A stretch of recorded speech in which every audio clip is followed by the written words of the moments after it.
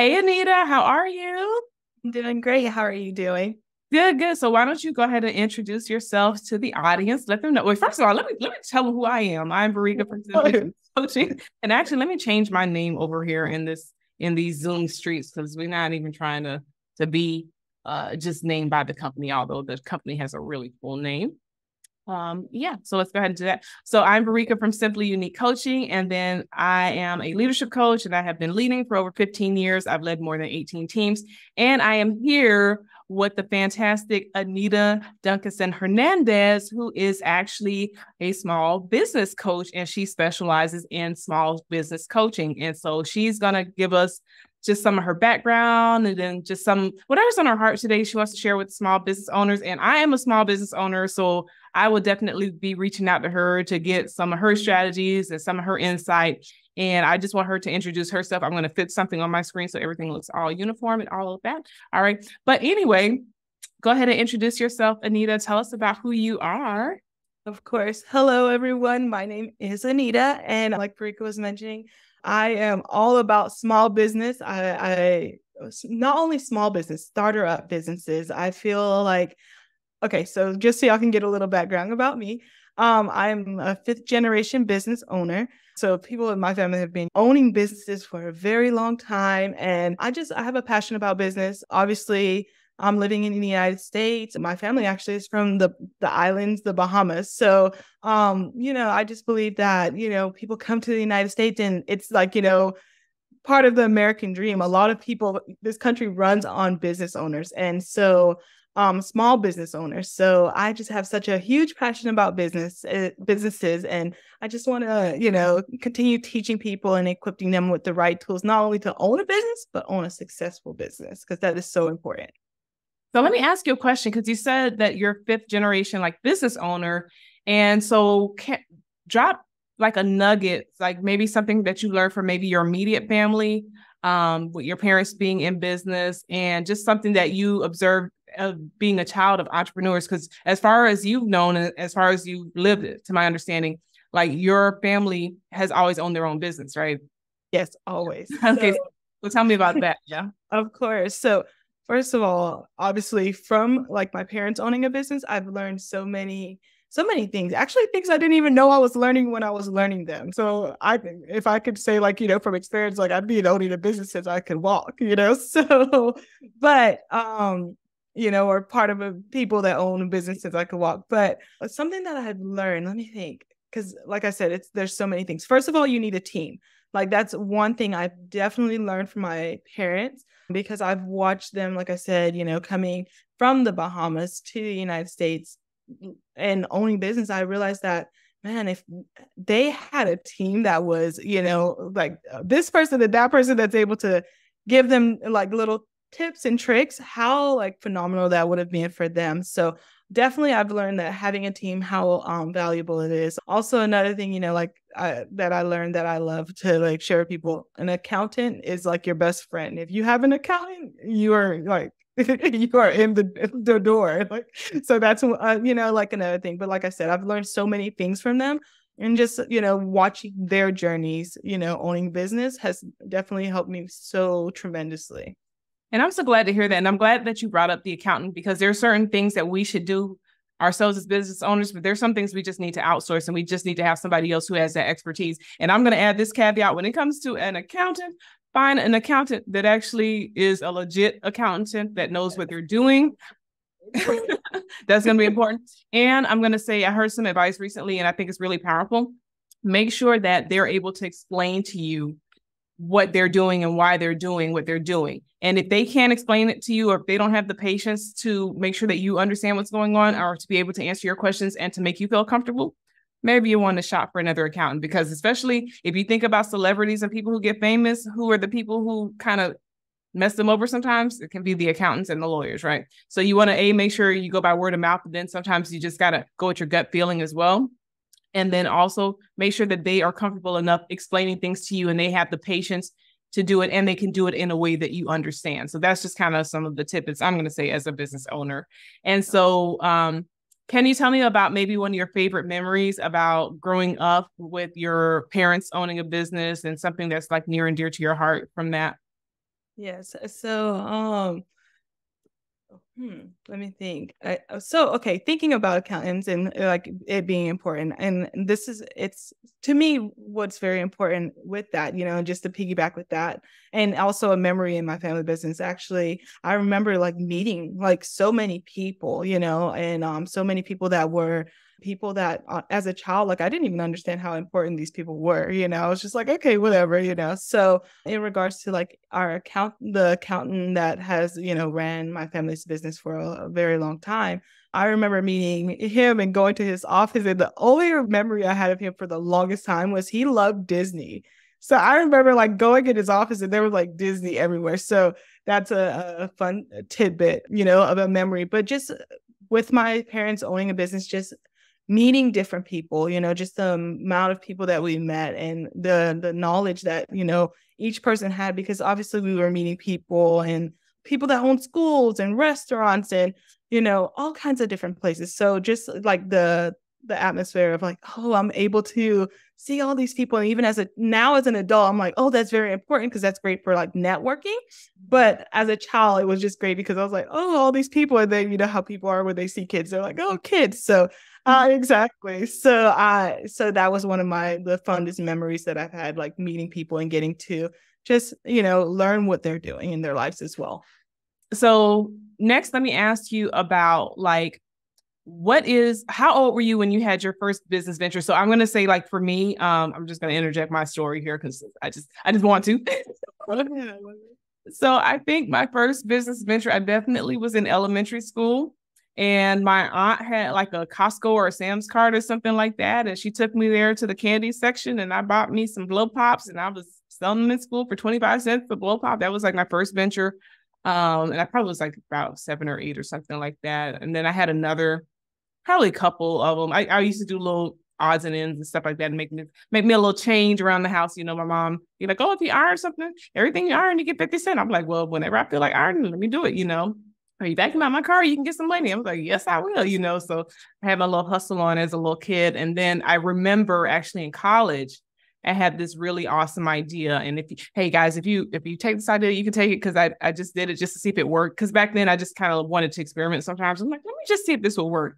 And so I remember when I moved to a different part of the state, I had realized I had moved from like a really well-to-do or like a pretty good neighborhood to like a more lower income neighborhood. And so having that experience for a couple of years, I only stayed there for 5 years, and I was like, this ain't for me. I need to, I just grew up in a different environment, so I was ready to get back to, not having to look over your shoulders for certain things and all of that. But anyway, that taught me some things living in that environment for a period of time. But I just noticed that in that particular environment, maybe people had more kids and stuff like that. And I thought about Easter, and I'm like, well, during Easter, some families can't afford to buy these like $20 baskets because if you got like 5 or 6 kids, that's a lot of money, especially if you're not a wealthy family. So I was like, you know what?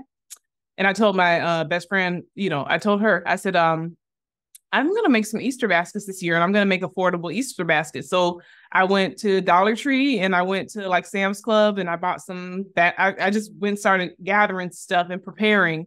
And so I made all these Easter baskets and had $5 Easter baskets, $10 Easter baskets, and then the $20 Easter baskets.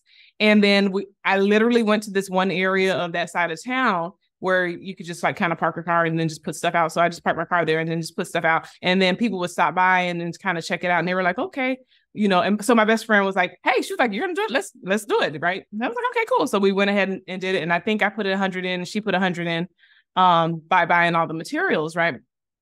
And so then, excuse me.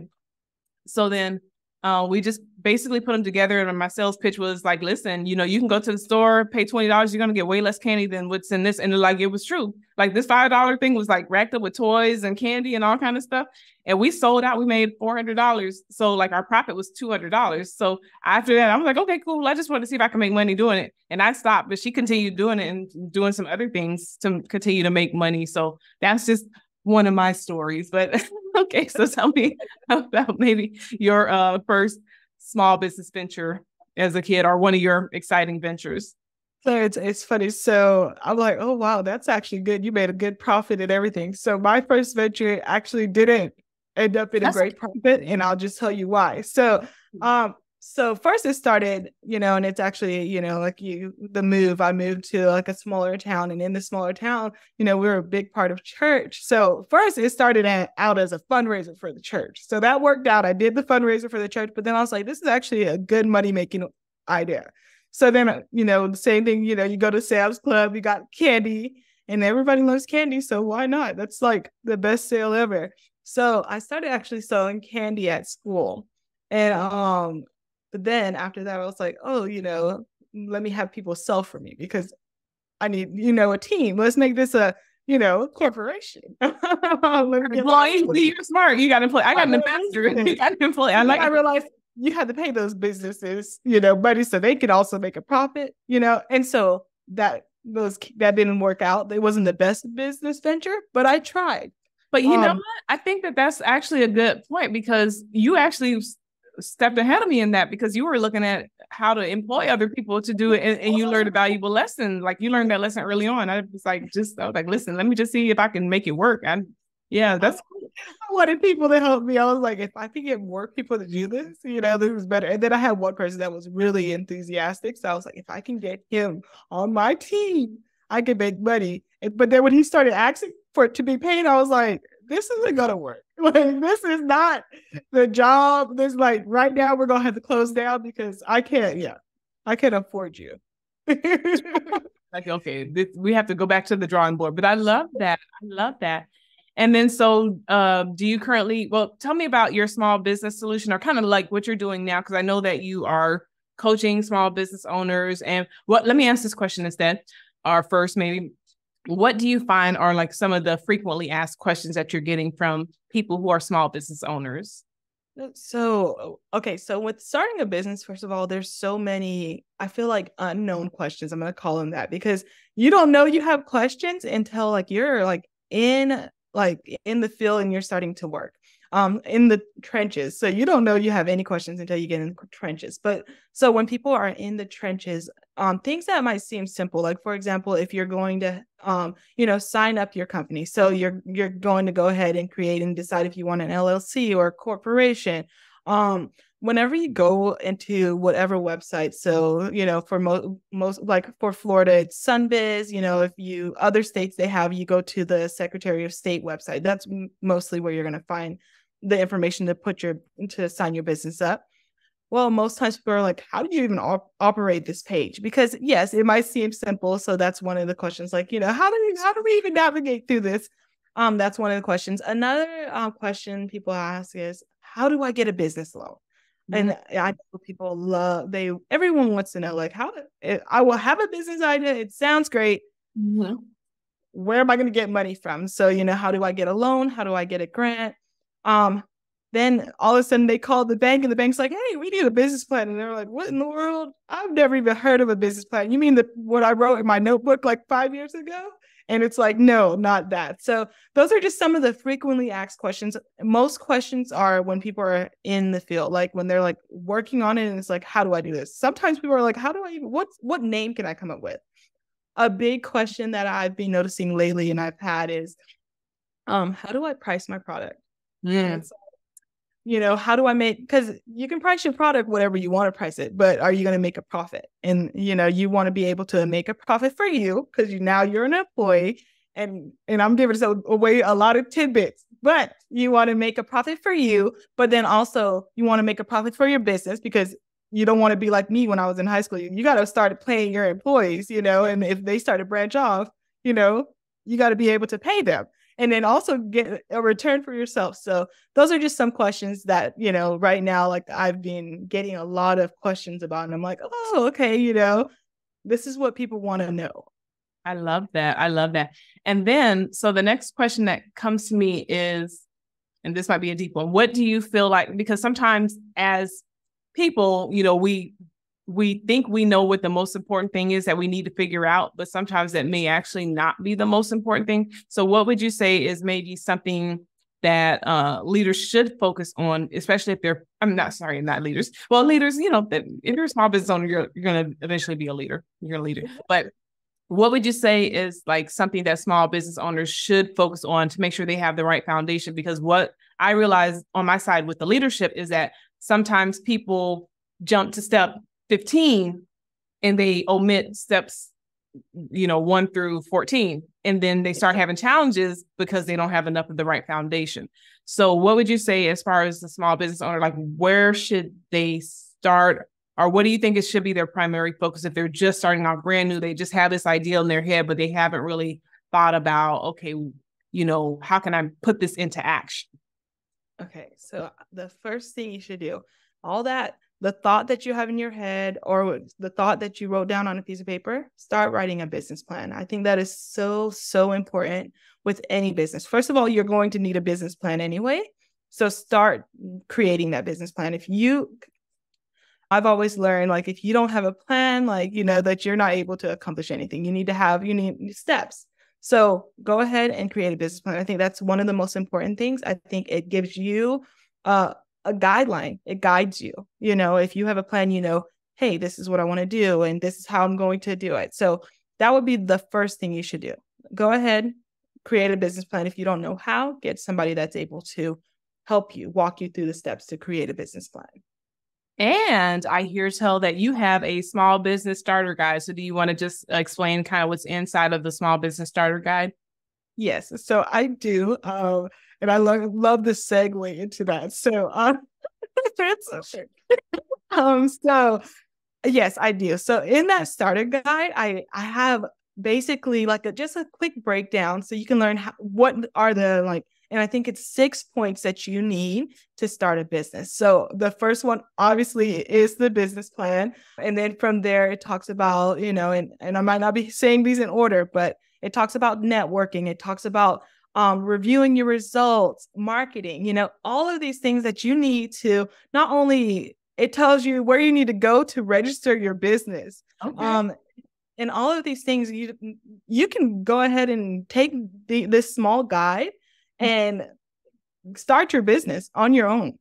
But you'll realize that even though you're going through it, you actually might need somebody to, you know, go ahead and explain things more deeper. So that's why I'm here.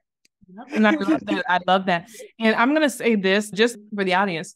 I actually, Simply Unique Coaching has been running now officially for, I guess, 3 years, kind of 2 years, 3 years.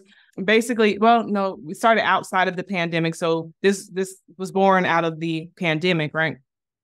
And marrying the love of teaching plus leadership, the skill of leadership, and seeing a lot of people like just like not be good at leadership, not because necessarily it's even their fault, but just really because they just were not ever trained. And like I said, some people skip to step 15, not realizing that there's several steps beneath it. And having worked for great leaders and having worked for people who are not, you know, they're still learning, you know, they're still learning leadership, and having been properly trained in leadership, then I'm like, okay, I can see what they're missing. And if they seem open, I will kind of share with them, you know, what it is. But sometimes when somebody is over you in leadership, they don't kind of want to hear it from you.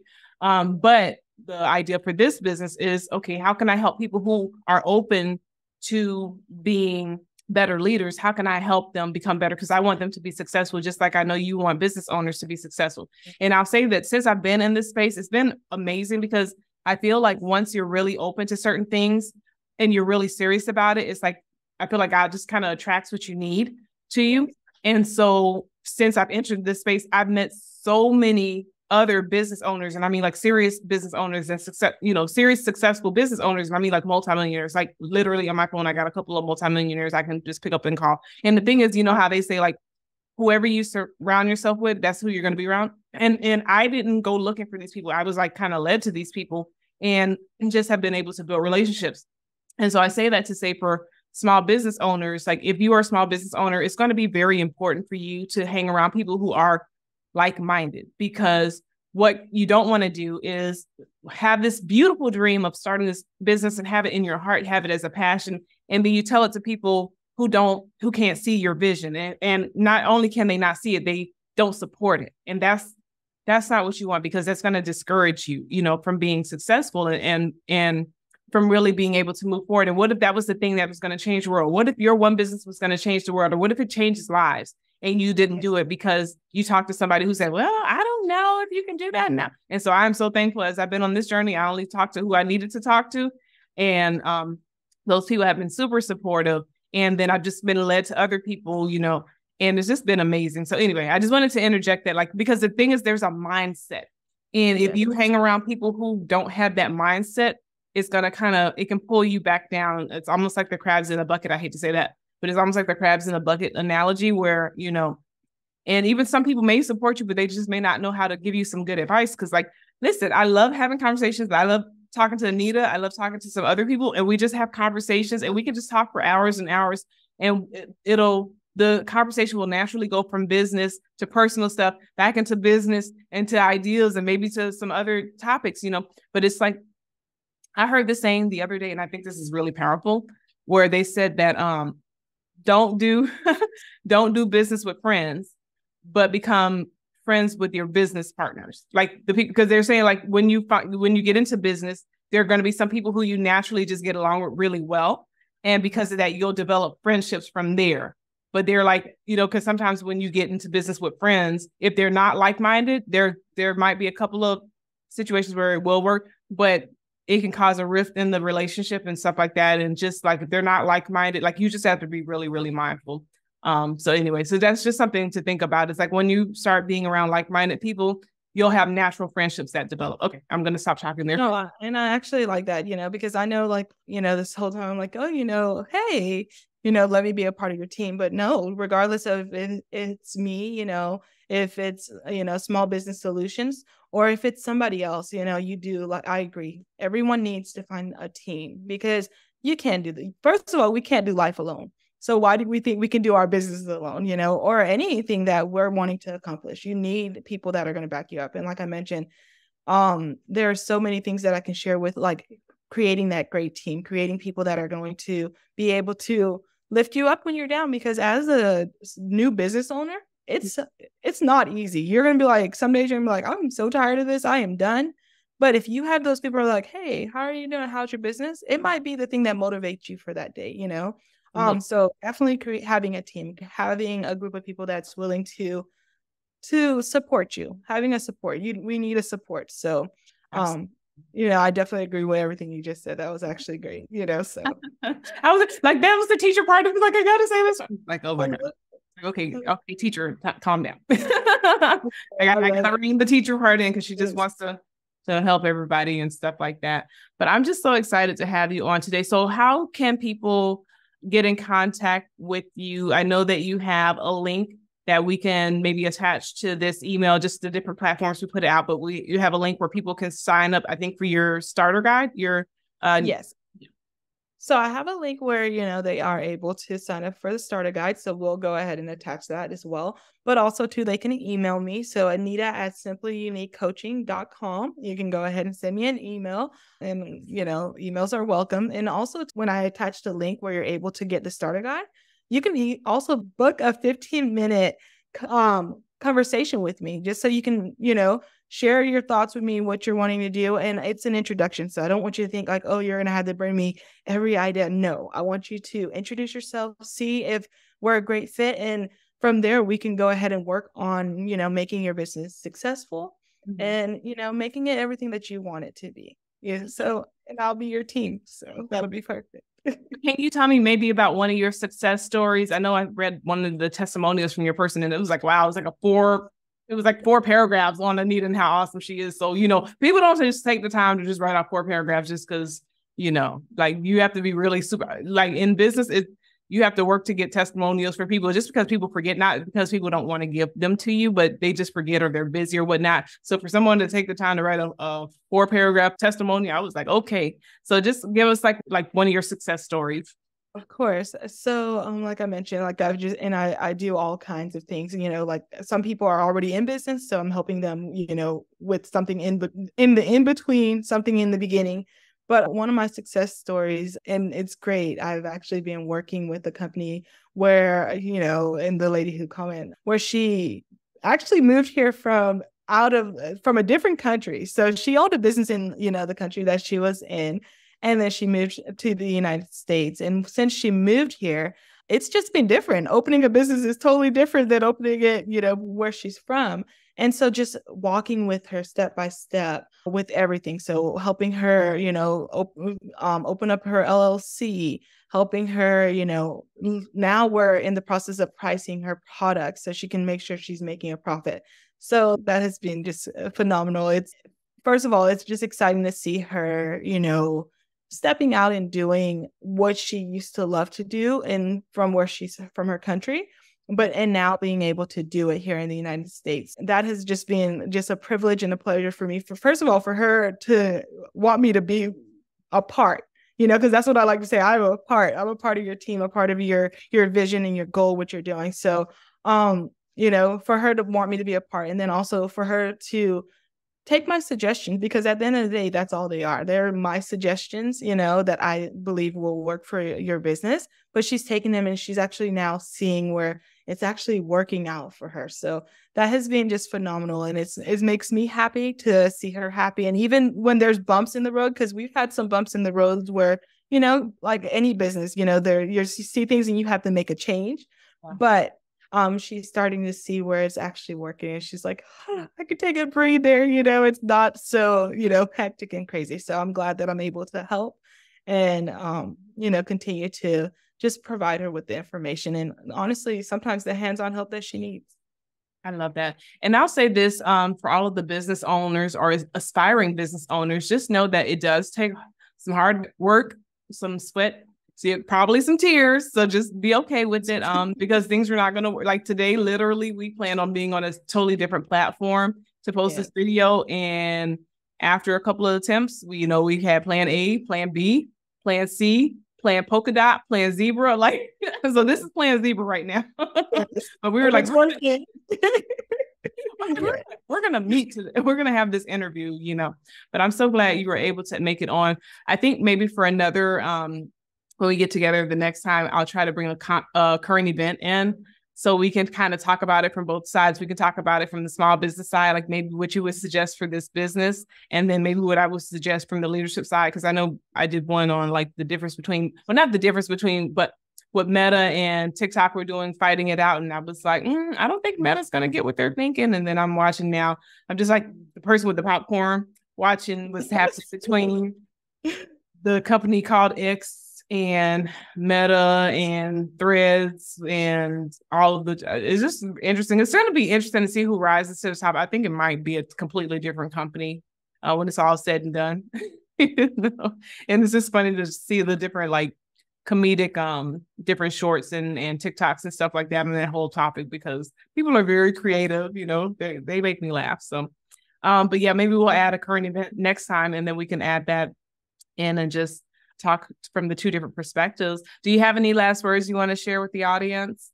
The only thing I would like to say is, obviously, like I said, continue just try to get a plan written. Right now, if there's something that pops in your head, write it down, because you don't know, like you mentioned earlier, you don't know whose life you're going to impact as a business owner, as just a everyday person. You don't know the people's life that you're going to impact. So don't just sit on your dreams. Make sure you make them a reality for you. And then also too, I do have, I'm on all the social media platforms, so we'll definitely provide the links so people are able to stay in contact with me and see what's next for Small Business Solutions. And I'm super excited, and I'm glad to be here. So I'm excited too. And I'll say too, as you grow your business, if you have children or young people that you aspire to help mentor, include them in the journey, because I think that that's a powerful example for them. I was watching this one videos, like something familiar. It was like a reality show, but the girl ended up recruiting some kids to help her. And they were so excited, because initially they weren't getting paid. They were just volunteering to help her business get off the ground. But then she was like, I'm going to hire you as my employees. And she gave them like some money, like just for helping out, at the end. And they were so excited. They're like, I got $1,000, because they were working for free. They were just helping out because they saw a business owner who wanted to be successful and who had grit and determination to be successful. So yeah, definitely there's some shows that if you're a business owner, you want some inspiration, watch Shark Tank. I think it was Billionaire. Don't make me lie to you. I want to say Billionaire Next Door, which that's not even a show. But but when I think of the show, I'll put it in there. But yeah, but anyway, yeah, watch those shows that for inspiration. And I got it for you. It's Uncover Billionaire. Thank you. Undercover Billionaire. Yeah, thank you. So watch Undercover Billionaire. I know they have some episodes up on YouTube.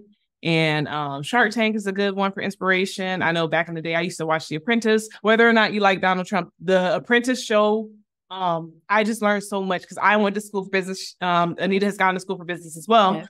And I remember when that show came out, I was like, man, this is so cool that they get to see their ideas implemented in real life, because we just had to kind of write reports and kind of just do research and say, okay, this is what I would do. But actually saying, okay, this is the business idea I have. Let me see if it's going to be successful. You know, like that, man, that stuff excites me. That might be my nerdy part. And I don't care. I'll be nerdy. I don't care. I don't care. So anyway. Well, it's been a pleasure having you on again, Anita, and I'm sure this won't be the last time.